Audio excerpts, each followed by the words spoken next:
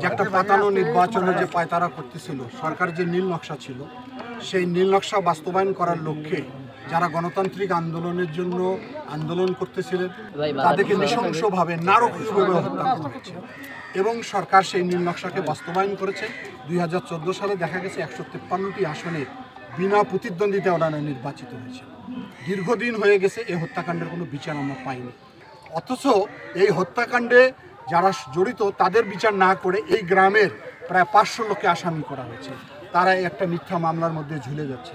আমরা মনে করি আমরা এই হত্যাকাণ্ডের বিচার চাই এবং যারা এই হত্যাকাণ্ডের নেতৃত্ব দিয়েছে আজকে দেখেন তাদের কি ধরনের পতন হয়েছে। সে সময় ডিজি ছিল সম্ভবত বেনজির র্যাবে, সে নৃশংসভাবে হত্যাকাণ্ডের হুকুম দিয়েছে দাপটের সঙ্গে।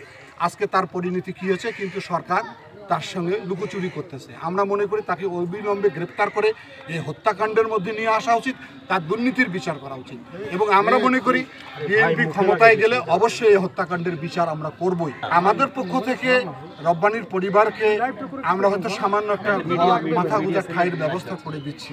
সরকারের পতন না হওয়া পর্যন্ত রব্বানীর ঋণ আমরা পরিশোধ করতে পারি। রব্বানী সহ বাংলাদেশে যারা এই গণতান্ত্রিক আন্দোলনে শাহাদত বরণ করেছেন তাদেরকে আগামী দিনে আমরা বীরের মর্যাদা দিয়ে রাখতে চাই এবং আমরা মনে করি এই গণতান্ত্রিক আন্দোলনে যারা আত্মত্যাগ করেছে তারা আগামী দিনে তাদের নাম স্বর্ণাক্ষরে লেখা থাকবে।